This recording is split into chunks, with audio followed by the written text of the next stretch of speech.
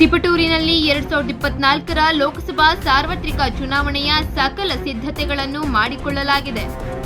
ತಿಪಟೂರಿನ 2024ರ ಸಾರ್ವತ್ರಿಕ ಚುನಾವಣೆಯ ಎಲ್ಲ ಸಿಬ್ಬಂದಿಯ ನೇಮಕ ಮತ್ತು ವಾಹನ ವ್ಯವಸ್ಥೆಯನ್ನು ತಿಪಟೂರಿನ ಉಪವಿಭಾಗಾಧಿಕಾರಿಗಳು ಹಾಗೂ ಸಹಾಯಕ ಚುನಾವಣಾ ಅಧಿಕಾರಿಗಳಾದ ಸಪ್ತಶ್ರೀ ಮೇಡಂ ಅವರು ಸರ್ಕಾರಿ ಬಾಲಕರ ಪದವಿ ಪೂರ್ವ ಕಾಲೇಜಿನ ಆವರಣದಲ್ಲಿ ಎಲ್ಲ ವ್ಯವಸ್ಥೆಯನ್ನು ಮಾಡಿಕೊಳ್ಳಲಾಗಿದೆ.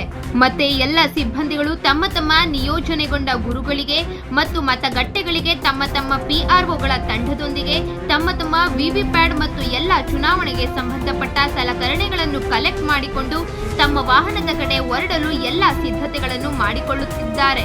ಇದರ ಸಂಪೂರ್ಣ ಮಾಹಿತಿಯನ್ನು ಸಹಾಯಕ ಚುನಾವಣಾ ಅಧಿಕಾರಿಗಳು ನಮಗೆ ನೀಡಿದರು. ಏಪ್ರಿಲ್ 2024ರಂದು ನಾಳೆ 26 ಏಪ್ರಿಲ್ 2024ರಂದು ನಡೆಯುವ ಲೋಕಸಭಾ ಸಾರ್ವತ್ರಿಕ ಚುನಾವಣೆಗೆ ಮಸ್ಟರಿಂಗ್ ಕುರಿತಂತೆ ಎಲ್ಲಾ ಸಿದ್ಧತೆಗಳು ಆಗ್ತಾ ಇದ್ದಾವೆ ಮತ್ತು ಎಲ್ಲ ಸುಗಮವಾಗಿ ನಡೀತಾ ಇದೆ.